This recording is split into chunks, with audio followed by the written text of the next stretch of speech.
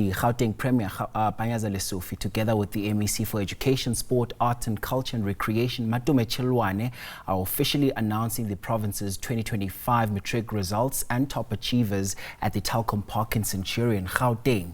Let's listen in. We are not pursuing a single lever.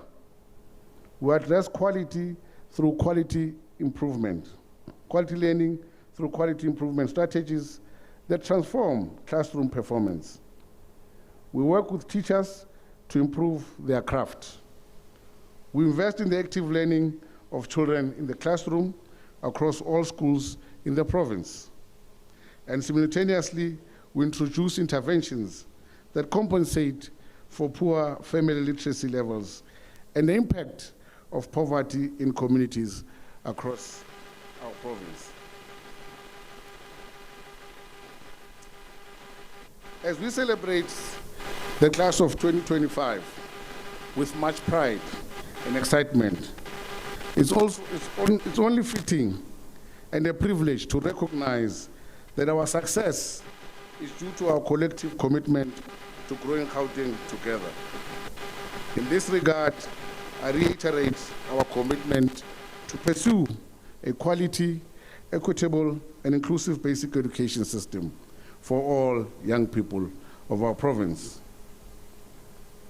The work we did with the class of 2025 included supplementary materials, textbooks, study guides, revision notes, worksheets, reaching learners beyond what their home circumstances could provide, vacation classes during autumn, winter, and spring breaks, turning holiday time into learning time, morning and after school classes in schools and districts where learners needed extra support, intensive teacher development on content and pedagogical methodology and on assessment practice.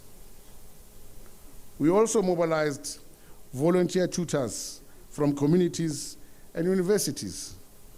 ICT interventions included devices, data connectivity, online content, virtual classroom, broadcast lessons, so that learners in townships could access the same learning resources as learners elsewhere and anywhere. And we did this with a differentiated approach. Support for learners at risk of underperforming, but also targeted coaching for moderate to high achievers, because excellence at scale requires lifting everyone. And this is what growing Gauteng together means in practice. CG, our system is more stable. CG is the Consulate General. Maybe some are wondering who I'm talking to. We've got the Consulate General of the Chinese People's Republic of China present with us. The largest share of candidates were 18 years old, indicating on-time progression through the system. The percentage of learners unable to sit for the exam has fallen sharply. Part-time repeat candidate numbers have also declined. These may seem like administrative details, but they point to something essential. We have a system that is functioning. Young people are progressing. The machinery is working. Stability is the platform on which quality must now rise.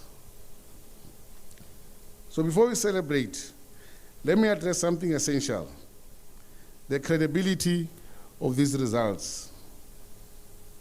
I know some were worried about that scandal that took place around, I think we had about 26 learners who are accused of copying. They were caught with a memo. But it's not a GDE problem, by the way. I repeat, we have nothing to do with it. Actually, Member Dos Santos, we are the ones who caught a problem. Our markers are the ones who identify that something is wrong. That why are these learners marks are like this, word for word. So we're the one who alerted DBE of a problem. But the issue is at DBE level, not Gauteng. Because there were some who thought the problem is within our system. Our system is very tight. Our protocols are tight, I can tell you. With this level of tightness for exams, we can finish crime in no time. No time. So ours is tight. There's no loophole. That's why we're able to pick it up. Because also our markers are at that level. They're able to pick up that here I'm marking the script. There's something wrong here. They are alerted and they were able to identify those 26 learners.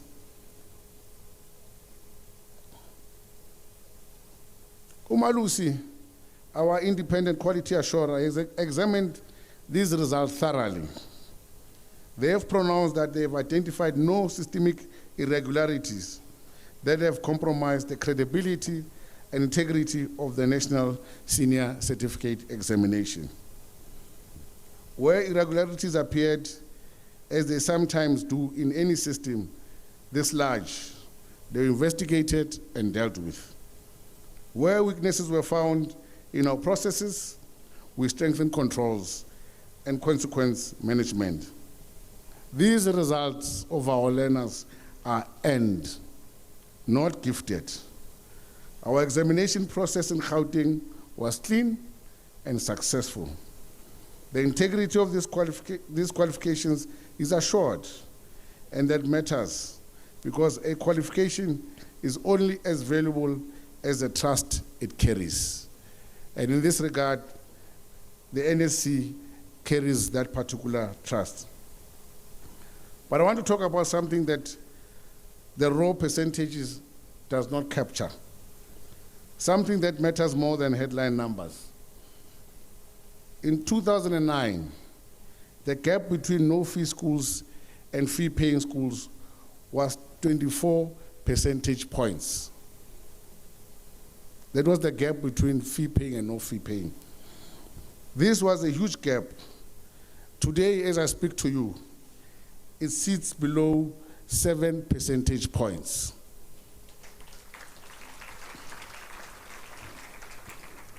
That is not accidental policy. That is deliberate investment in equity. So what does that mean? No-fee township schools have achieved a pass rate of 87.3% this year. And notably, it's up from 86.4% in the previous academic year, 2024. And fee-paying schools achieved 93.8%, which is also up from 93% in the previous academic year, 2024. We invested significantly in technology in township classrooms for there to be computers, connectivity, and multimedia learning. We organized supplementary programs over weekends and school holidays. And we said to ourselves, the quality of our teaching and your learning will not be determined by your area code. Let me also congratulate the 186 township schools, including LSEN schools that achieved above 90% pass rate. Of these 186 township schools, no-fee schools, 18 of them achieved 100% pass rate,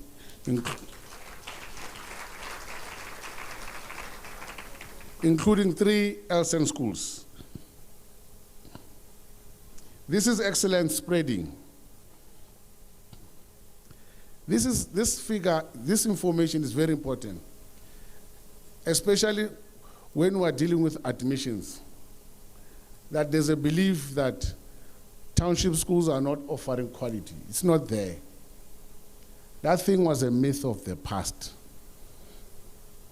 Not anymore. In fact, today we've also have a top learner from the previous year, Musa Nkoskio Butelezi, who was the top learner in the whole province from a no-fee school. So we really need to demystify this myth of saying township schools don't offer quality, township schools don't produce quality. It's not there. It's not there. The numbers speak for themselves. In fact, we had the largest progress learners, DG, in the country. 10,530 progress learners wrote in the previous academic year, 2025. And these are learners we believed in enough to move them forward, despite them not meeting the full minimum requirements. Many said it was a risk to move them, and some were saying we are chasing percentages and we are compromising standards. I'm proud to announce that they were wrong. Out of these 10,530, 55.53% of them, of these progress learners, passed. And this is an increase of 4 percentage points from the previous academic year, which was 51%. And out of these learners, 6.8% of them achieved a bachelor pass.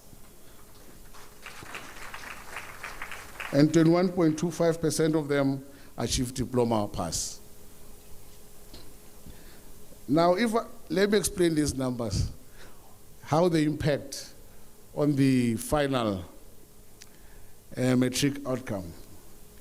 If we didn't have these progress learners, our pass rate would have set at 92%. If we didn't have progress learners that were included, I'll be sitting here and saying we're number one, but I would have left 10,500 learners behind. And that's not what we're about at Gauteng. We'll be sitting, celebrating, but leaving a large number of our children behind.